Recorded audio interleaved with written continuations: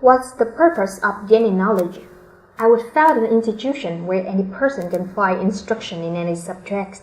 That's what the founders model for Cornell University, and it seemed an apt characterization of different universities also in the USA, where I currently teach philosophy. A student can prepare for a career in the resort management, engineering, interior design, accounting, music, law enforcement, you name it. But what would the founders of the two institutions have thought of a course called Arson for Profit? I kid you not. We have it on the books. Any undergraduates who have met the academy requirement can sign up for the course in our program in fire science.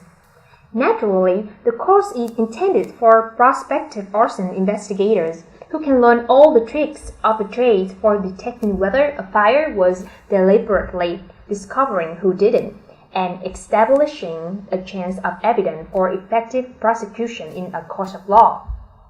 But wouldn't this also be the perfect course for prospective arsonists to sign up for? My point is not to criticize academic programs in fire science.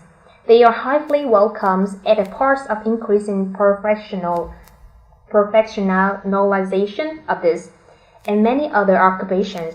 However, it's not unknown for a firefighter to touch a building. The example suggests how dishonest and illegal behavior, with the help of higher education, and creep into every aspect of public and business life. I realized this anew when I was invited to speak before a class in marketing, which is another of our degree programs. The regular instructor is a colleague who appreciates the kinds of ethical perspective I can bring as a philosopher. There are endless ways I could have approached this assignment, but I took my cue from the title of the course, Principles of Marketing. It makes me think to ask the students, is marketing principled? After all, a subject matter can have a principles in the sense of being codified, having rules, as with football or chess, without being principled in these scenes in the sense of being ethical. Many of students immediately assume that the answer to my question about marketing principles were obvious. No. Just look at the ways in which everything under the sun has been marketed. Obviously, it needs to be done in a principled, ethical fashion. Is that obvious? I make the suggestion, which may sound downright crazy in the light of the evidence, that perhaps marketing is by definition principled.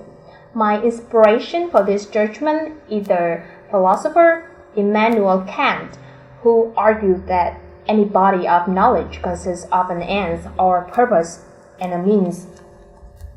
Let's apply both the terms means and end to marketing.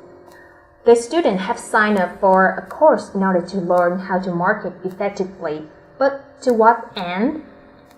There seem to be two main attitudes toward that question. One is that the answer is obvious. The purpose of marketing is to sell things and to make money.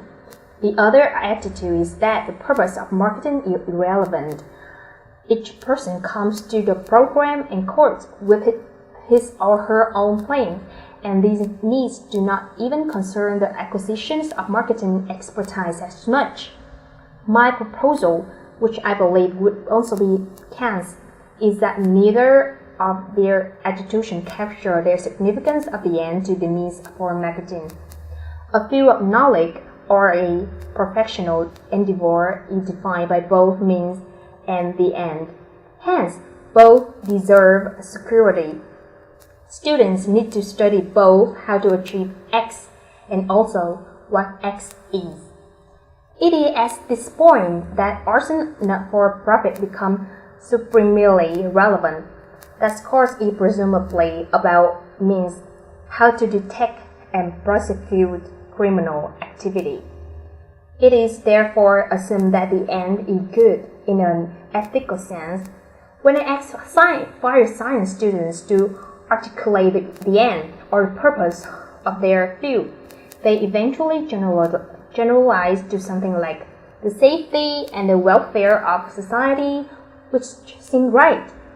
As we have seen, some could use every same knowledge of means to achieve acts much less noble and such as personal profit via destructive, dangerous, reckless activity. But we would not call that firefighting. We have a separate word for it, arson. Similar, if you are employing the principles of marketing in an unprincipled way, you would not be doing marketing. We have another term for it, fraud. Kant gives the example of a doctor and a poisoner who use the identical knowledge to achieve their divergent ends. We would say that one is practicing medicine, the other murder.